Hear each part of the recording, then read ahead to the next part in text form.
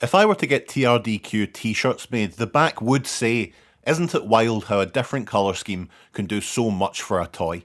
Which I know is a bit of an unwieldy slogan, but I say it so often it's practically a catchphrase. Titan's Return Galvatron was decent enough, but honestly, not so decent that he's worth picking through my accessories bin for his cannon. He's fine, but wowee, does the alternative deco on Legends Galvatron absolutely sing. I do love the dark purple of the Hasbro Galvatron, but you've gotta love that lilac look. And first up, Legends Galvatron here has some wonderful paint applications, so crisp and bright, some really lovely detail on the knees, and even has some coasters stored on his belly in case he has guests. He's a chunky boy too, so you're trading a bit of posability for sturdiness here, but that's not always a bad thing. I'm not a fan of the particle cannon connecting to the upper bicep on the front, it's just very awkward.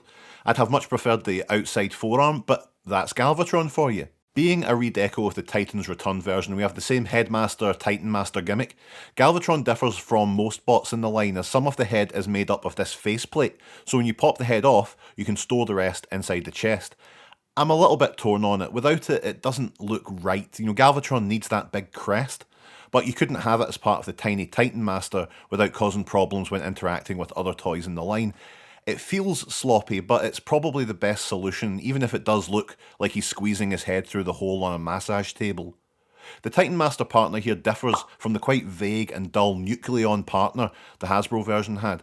Now we've got the maniacal Megatron, with the paint updated to reflect everyone's favourite Emperor of Destruction. You can plonk him into the particle cannon if you'd like.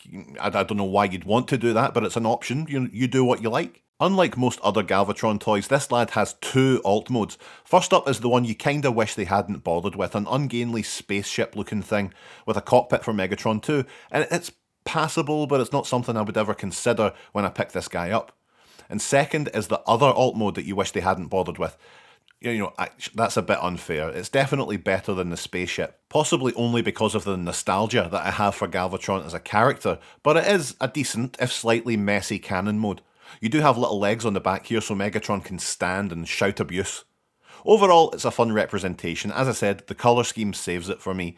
I mean, it's nowhere near as good as the Kingdom or the Legacy versions. So you're probably asking, why didn't I just review that? Well, I kinda did already, so why don't you take that link in the description, grab a Fanta, and find the exit. Okay, goodbye.